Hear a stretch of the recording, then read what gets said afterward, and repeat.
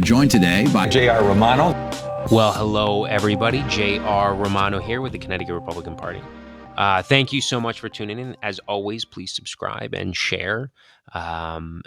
Today, we're going to be talking about a couple things that has not been discussed a lot in the media. Obviously, I know there's a lot going on, but one of the things that I kind of wanted to bring up was first, blatant.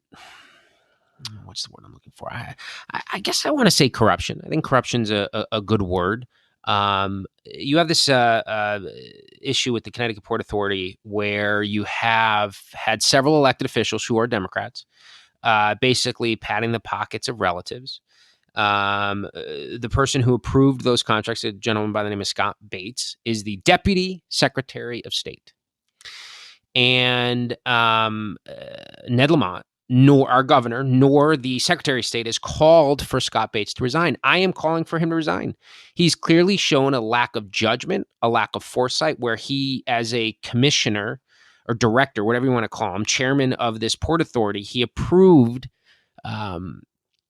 spending that benefited the daughter of a fellow board member and fellow elected official, couple $1,000s for paintings. Now, that's just one example. There's the Port Authorities had lots of problems through the years. It's one of these quasi-public agencies wrought with mismanagement and all these problems. And yet somehow Scott Bates has arose to the point of being the Deputy Secretary of State. I think it's absolutely laughable that he is still in that position after he clearly doesn't understand the value of taxpayer dollars. And Denise Merrill and Governor Lamont, who, by the way, this is the best part. So Scott resigned once he got this job from being chairman of the Port Authority, whatever the title is, to be the Deputy Secretary. Stayed on the board. So the replacement is, and I can't think of her name, it's the first Selectwoman, I think it's old Lyme. So she becomes the chairman, gets elected to be the chairman of this Port Authority.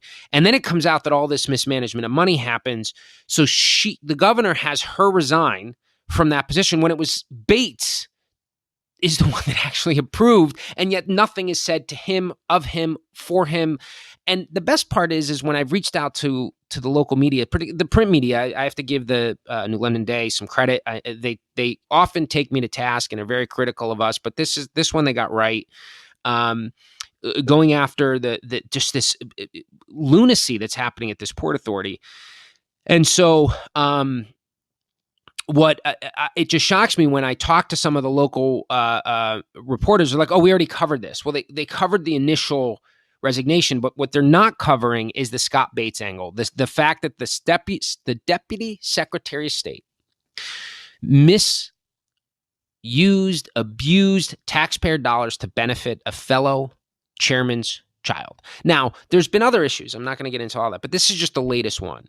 Now, I can't complain too much about the local media because there's another corruption issue happening, another Democrat-led town in Fairfield. You had this issue where, and if I understand this correctly, and I could be wrong, but you had an issue with the I think it's the Public Works Department, where they started investigating corruption there, bribery, kickbacks, all this stuff. So they kind of put one guy on administrative leave, and then the second guy that they put in, the first selectman down there, Tetreau, put in another guy, and then that guy was also apparently, I don't know, but there's been three arrests made. The only question I have, and I can't understand this part, and I kind of pushed one of the reporters on it because they won't ask the question.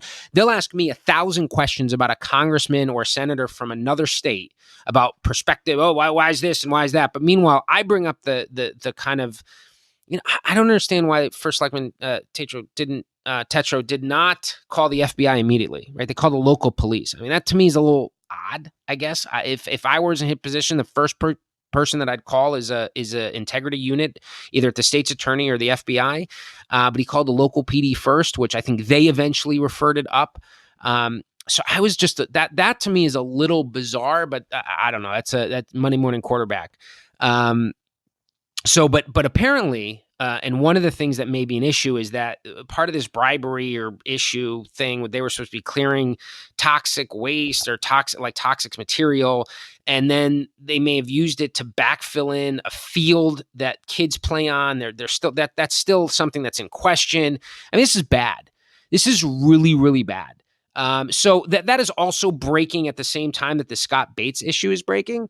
So there's a couple Democrats who have certainly, they're hiding a little bit. They don't want to talk about any of the stuff that's happening.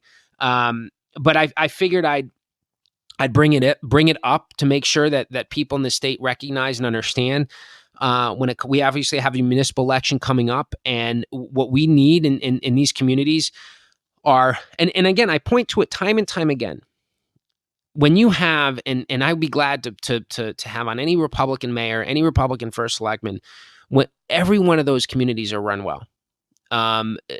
Stable taxes, stable grand list. Obviously, a lot of communities are dealing with how mismanaged the capital is, and therefore what's happening is the Democrats in Hartford, because they can't get their act together, are mandating and forcing costs to rise within the cities. Like, for a prime example, minimum wage, right? We're going to talk a little bit later with Representative Dave Rutigliano, about what's happening within the restaurant industry. But the minimum wage is one of the factors that is going to impact prices within the restaurant industry, but it's also going to impact municipalities, right? So they're going to raise the minimum wage, which means anyone that makes minimum wage that works for the city now is going to be more expensive, which means your taxes are going to go up locally. But of course, Democrats will want to blame all the local mayors and first selectmen, where a majority of them happen to be Republicans, on those tax increases, when in reality, they're just dealing with horrible policy coming out of Hartford. Now, speaking of Hartford, remember when we bailed them out because they couldn't get their fiscal house in order? Remember what a disaster it was? Luke Bronin thought he was going to ride on this horse and save the city, and all he ended up doing was going hat in hand to legislators and got a bailout for Hartford. Well, guess what they just approved? Raises for the employee of the city of Hartford for some commission, some patronage job. $20,000 raise here, $20,000 raise here. Yeah, this is exactly what the state should have done. This is exactly what all these legislators thought was going to happen. We were going to get Hartford's fiscal house in order. Nope. No. We're going to give raises and patronage jobs. It is so frustrating being in the state. But so any of you out there that's listening to this, and you're going to, I can't even, when you find out what's happening within the restaurant industry, it's going to be even more frustrating. I cannot stress to you enough why it matters to be involved. Now, we have lots of there's primaries on the local level. There's some local infighting in some cities. We have got to focus on what our real enemy is. And right now it's socialism. I'm not even going to say Democrats. I'm going to say socialism. I'm going to say hardcore liberal policy, because there are certainly some reasonable Democrats out there. And we're going to talk a little bit, Representative Rutigliano will touch on that a little bit about this restaurant bill. But there is socialism coming our way. We have got to stop and sit down and focus on what our true enemy is. And that is the policies that are going to grow this government, increase taxes, and continue to fail everyday families. So if you're a Republican out there and you're listening, if you're an unaffiliated out there listening, if you're a Democrat out there listening, and you're tired of what's happening in this state, volunteer, donate money. Because if you don't, everything is going to stay the same. If you gave $25 last year, give $50 to a candidate locally.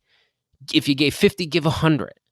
Because that's the only way things are going to change. We're going to have to win elections. And what that means is volunteering time or treasure. So, I just kind of wanted to touch on this because I am wildly frustrated over this last legislative session.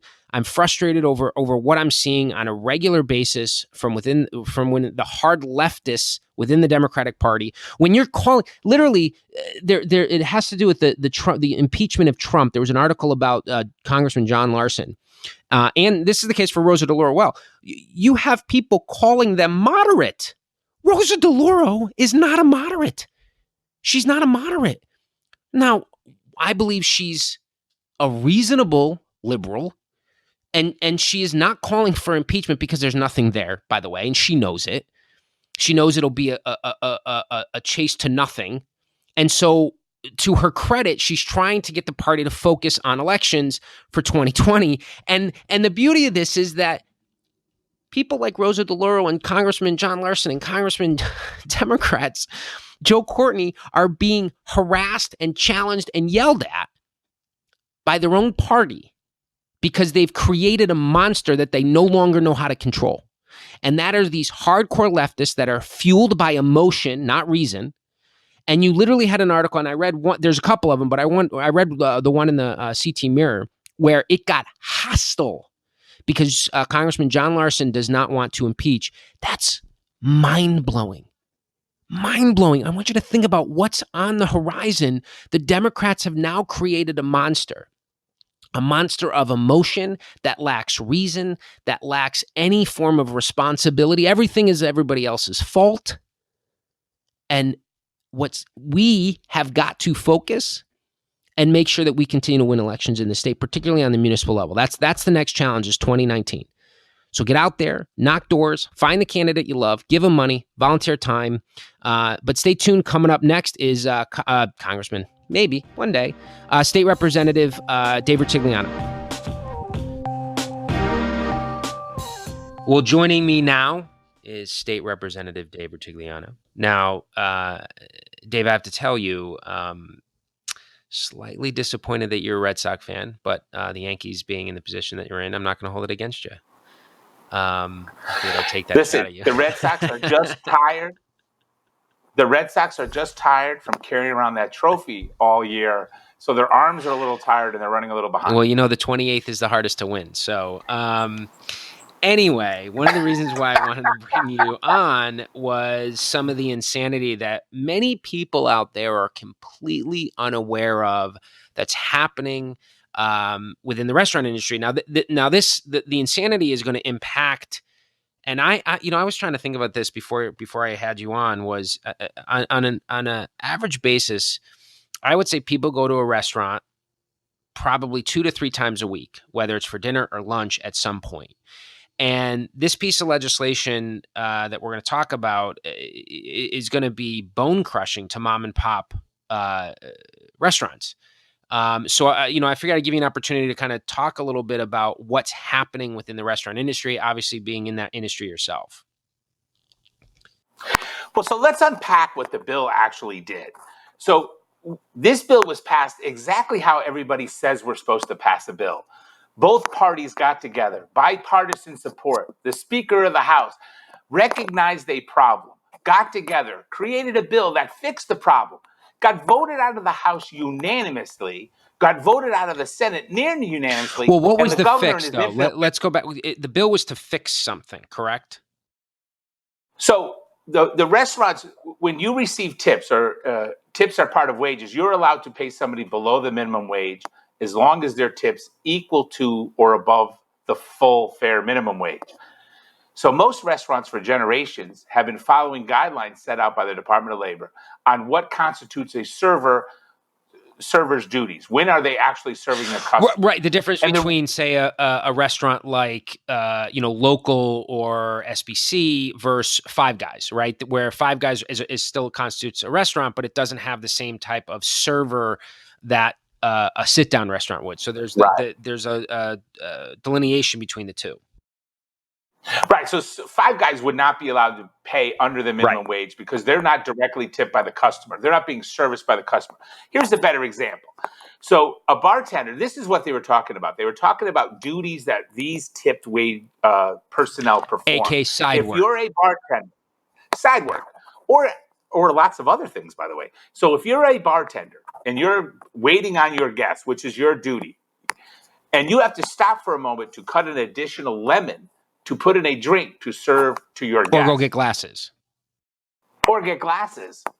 That can be that by the Department of Labor by their guidelines says as long as 80% of their duties are service related and the other 20% are incidental to the service process, you're good.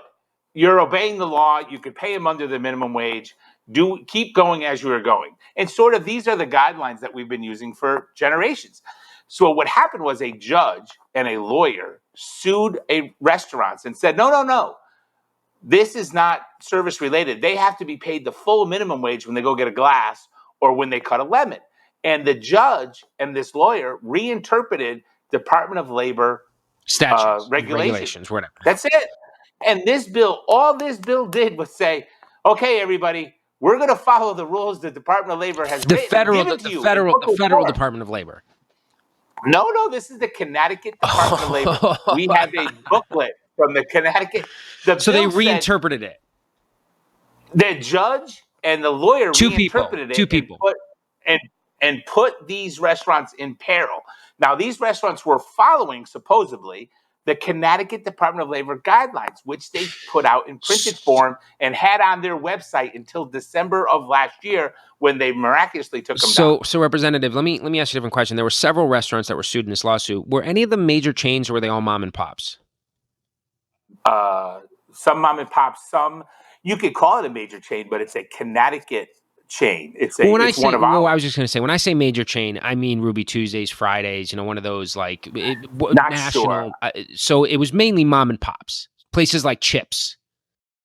Yes, Chips is sort of the poster boy or poster child for this issue. Yes. So a successful immigrant who has 9 locations in Connecticut, a Connecticut grown company, a Connecticut company, is the main target of this. What we call I would still call Chips a mom and pop. It started with one location in Connecticut. When I think of chain, I'm thinking of a Ruby Tuesdays, a Chili's, where they have a monster corporate headquarters. Not an office space in someone's house. So I understand. Yeah, that's how I see it. So they were taken to court, and these two people decided to reimagine what the guidelines were. And now fast forward in this last legislative session, unanimously, bipartisanship came together and said, this is a horrible decision by the judge, which, by the way, I hope, and I'm going to say this right now. What was the judge's name? I don't know. Well, you guys should look it up because he's going to come up for reappointment at some point. I'm just saying. Wait a minute. The bill doesn't. All the bill said was these are the rules going forward. If you're being sued right now and you were following the rules that the Department of Labor gave you, we're giving you a lifeline. If you were outside of those rules, nothing protected you. You were still subject to lawsuit. If you were doing the wrong thing, this didn't absolve anybody. Right. Nobody lost their day in court. I understand that, but I think my point is that to reimagine, for example, like the idea of the side work, if all of a sudden Five Guys starts paying below the minimum wage, you absolutely have every right to sue if you're working for Five Guys, because to your point is that doesn't fit that model, right? That 80-20 rule. It doesn't. Right. So all this legislation did was say, look, just follow the guidelines and you're fine. If I understand what you're saying, Dave, but at the end of the day, the reinterpretation wreaks havoc from a compliance standpoint. Now fast forward. So Democrats and Republicans come together and say, okay, this is crazy. Let's throw a lifeline to these groups that are being sued, all this other stuff. And clarify the regulations going forward, right, so that everybody knows what the rules of the road are. And it passed. And did it pass unanimously in the Senate too? I think 3, but in the Senate you can get 3 people to vote against anything. All right, so there was only 3 people in the entire General Assembly. That means House and Senate that voted against this bill. Goes to the governor's desk, and then what happened? Right. It's a mystery. Oh, I don't think it's a mystery. I don't think it's a mystery. You're being a politician right now. I'm going to be the chairman. The Working Families Party, the hardcore union, all these people that are basically backdooring more union membership and shutting down mom and pop businesses that are going to basically take away tipping and make everybody that works in a restaurant work a minimum wage, which would be disastrous for single moms and people in college. It'd be terrible, but the unions don't care about that. So the Working Families Party, these union guys storm the castle. They kick down Ned Lamont's door and they say, you have to veto this, correct? Well, they may have had a heads up by somebody in the Department of Labor. Our little information says that there may have been a deputy commissioner or somebody who used to be elected who's a deputy commissioner that raised their hand and got everybody riled up.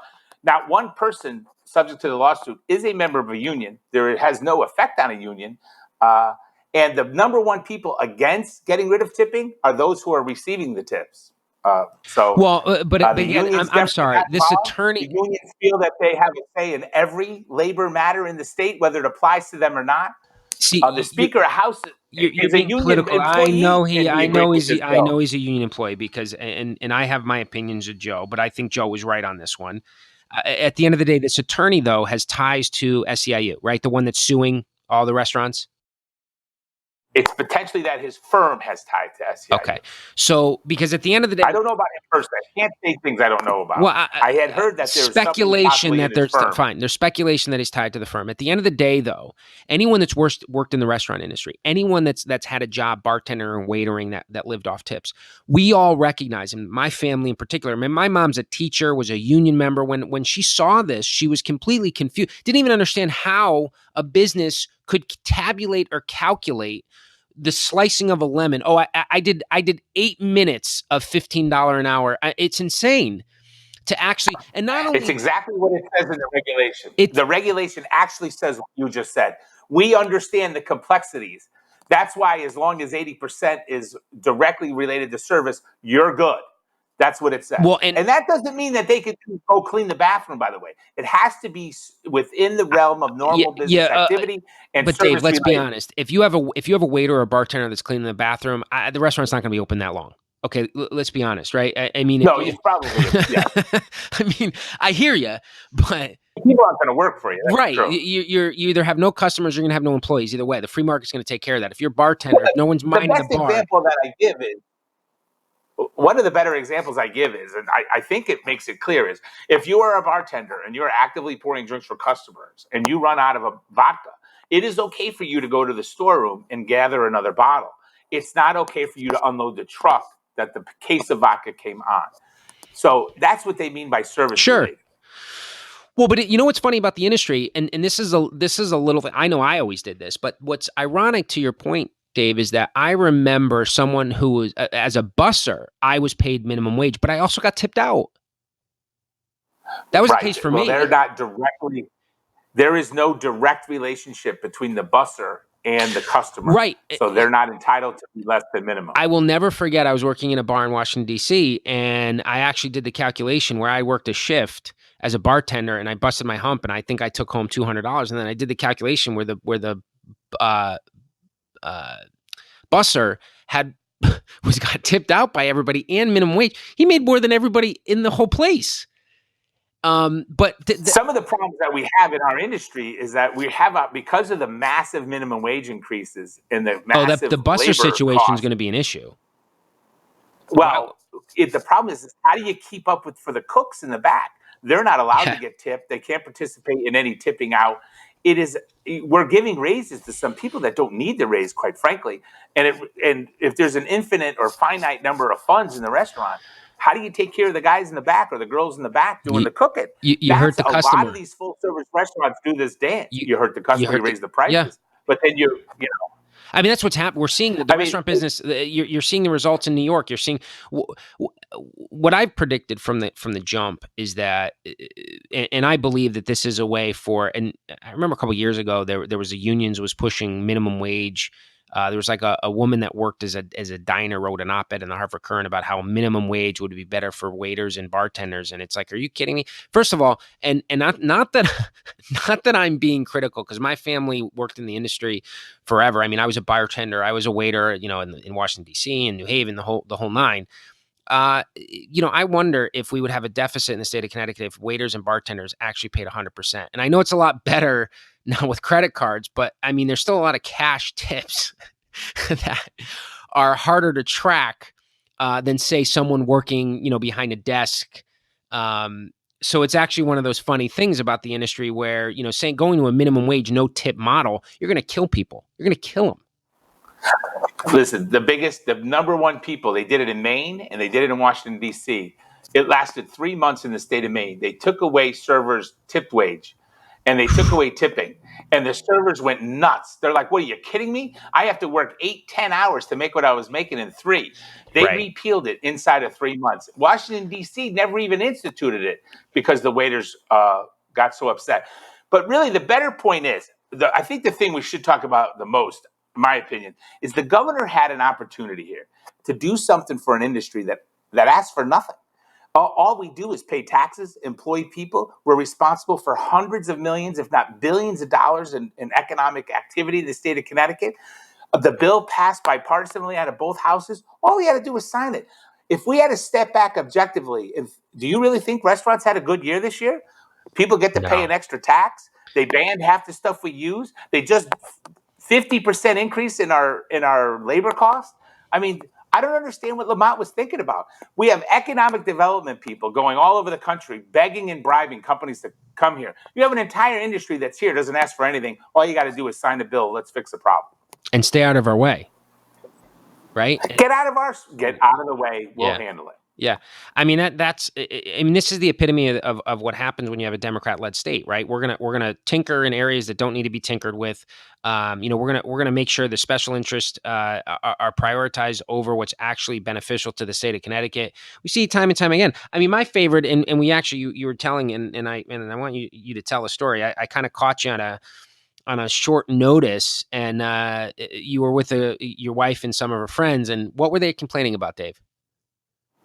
They're complaining about the bag tax. They're complaining about the fact that they go into a store.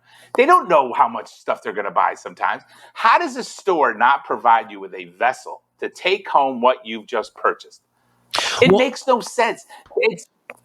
I don't know if this is my growing up with some street smarts, or whether I'm cynical, I don't know. But I started thinking about it. So I went to a grocery store and I wanted two things, and I ended up buying 30, right? I needed this. Yeah, welcome to the club. Right. So now I'm like, oh God, I gotta buy, it's 50 cents for one of these bags that they provide that's reusable, or I can pay 10. I was like, I'll buy the reusable bags, whatever. So I throw them back in my trunk. And in my head, I'm like, okay, so the next time that I go into the grocery store and I'm carrying these bags with me and I go to self-checkout, I'm gonna bet that you're gonna see more shoplifting. Because it's ridiculous. It could be incidental, by the way. Correct. There's some of us who are getting older and need glasses. This self-checkout could be a little difficult at times. Let's be honest. But it's true. I feel like I should get paid by the supermarket. Hey, where's my check? I just checked out myself. I picked up my own groceries and I brought my own bag. Well, and you bagged it yourself. Right. But the bag tax is just a total example of government overreach. Let's think about it for a second. They put tens of millions of dollars in anticipated revenue in their budget for this stupid 10-cent tax. Never thinking that businesses would adapt, just like the minimum wage, just like other regulations and things they put down upon us. What do businesses do? They say, you know what? We're not going to participate in your little game here. We're just going to stop giving them to people. In fact, we're going to give you a paper bag and charge you 10 cents, and we're going to keep it. So what is the government going to do? That's actually what they're doing. This is exactly what we wanted.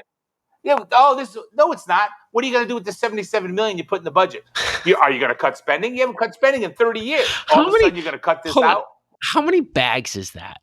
They put in 77 million. That's a lot of bags. That's a lot of bags. Just like the minimum wage, they think that all the hours and all the jobs are going to stay exactly No, they're going to get cut. We're going to raise your labor costs 50%. 50%. But nobody's going to adapt. Everybody's going to stay exactly the same. Nobody's going to cut an hour here, cut a job there, automate here. Are they insane? They're doing it already. Well, but even take I was just on a Saturday night in a restaurant local, you could say, okay, we're only going to go to one busboy. Sorry, waiters and bartenders, you're going to have to bus and be faster. That's what my grandmother would have done. Listen, I was talking about what the minimum wage is going to. You were talking about busboys and about young people and the opportunity that people are going to lose. I owe everything in my life from some people paid me the minimum wage, gave me a shot when I was a teenager, right? We bring in these kids, 16, 17, 18-year-old. They learn how to punch in. They learn how to conduct themselves, dress for work, interact with people. Someday they turn into restaurant professionals. Someday they move on. But everybody's better for the experience. If these jobs go away, what are these kids going to do? What are they going to learn? Well, what's funny It's 100% true. I mean, showing up on time. I mean, I remember, and this was my life in the restaurant business. So my family had them. I started off as a dishwasher, and I will never forget. I think one of the hardest nights of my life to work was always New Year's Eve. We had a venue years ago, actually in Southington, close to where our headquarters is now. But we would do 1,200, 1,300 people on a New Year's Eve, and I literally would sit in the walk-in cooler and make all night, not leave that cooler on a stool making Caesar salad all night. I will never forget. Just constantly making salad all night. But you get to learn that work ethic. You get to learn and understand what's expected of you from an employer. Then I moved to I did prep work. I all the shrimp and cutting everything, and then I went on and I did busboy, and then I went on and I did bartending and waitering all through. By the way, all through high school, all through college. That's what allowed me to save and pay for bills and do all. And I mean, if my family wasn't in that business, I don't know what I would have been able. I wouldn't have been able to survive. I can't tell you the amount of people that work for us start off as teenagers doing the low skill jobs, busting tables, bar back and dishes, become waiters and servers, and all of a sudden they go through college, and this supports them. They support their lives by this Yeah. surplus money. They can make extra money with minimal hours it takes to do it. Friday nights, Saturday nights, one, maybe two lunches a week, and they sustain themselves. And you know what the most disturbing thing is, JR? Eventually they all come to me. If they've gone to school, Mr. R, I got a job. I'm moving on. I'm going to go to my full-time career. College is over. Not one of them ever says the state of Connecticut. Never. Oh, It's always yeah, no, I North and know. South Carolina, Colorado, Florida. Now it's Right. Tennessee. We should be more concerned about that. Well, and the other part, and I just thought of this too, Dave, and I because my heart's always been in the restaurant business with my family and my grandmother, that ties to all that stuff. But I think the other thing that's so unfortunate about the industry in itself and the way the state's looking at this current situation is that it's a place where you can start new.